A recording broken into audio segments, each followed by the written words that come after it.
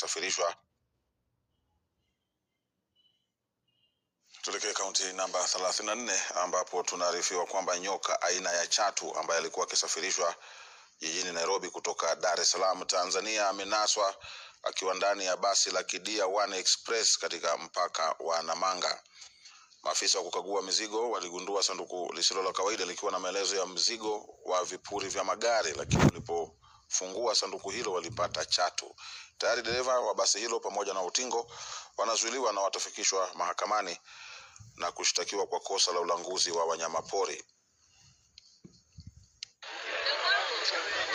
Katika forodha ya pamoja ya Namanga, mamia ya wakazi walifurika hapa kushuhudia tukio lisilo la kawaida. Joka kubwa aina ya chatu alinaswa akiwa ndani ya mizigo kwenye safari ya kutoka jijini Dar es Salaam kuja jijini Nairobi.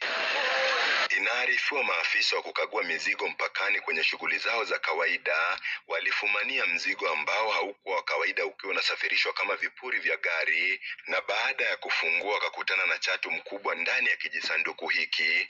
In the normal course of clearance of a passenger bus that was transiting from Tanzania into Nairobi, members of the Joint Operations Committee intercepted a consignment of a box that had been consigned from Tanzania to Kenya, and it is labeled it's said to contain motor vehicle spares.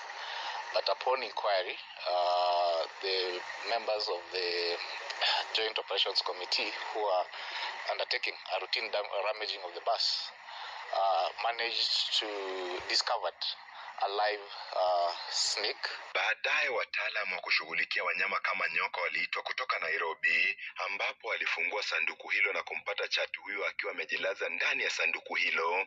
And the owner of the consignment has not yet been established, but we have the contacts. The bus driver and the conductor have been arrested. They have been held in custody at Namanga police station to assist the police with investigation.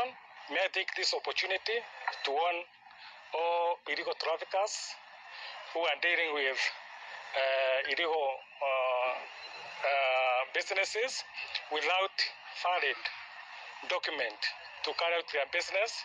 When they will be caught, they will be faced by the law and they will be prosecuted. Na japo dereva na kondakta wa basi hilo la kampuni ya Kidia One Express wametiwa mbaroni kufuatia tukio hilo, huku maafisa wa KWS wakiendeleza uchunguzi kuhusu kisa hicho, hadi sasa haijabainika sababu ya nyoka huyo kusafirishwa kutoka Tanzania hadi humu nchini.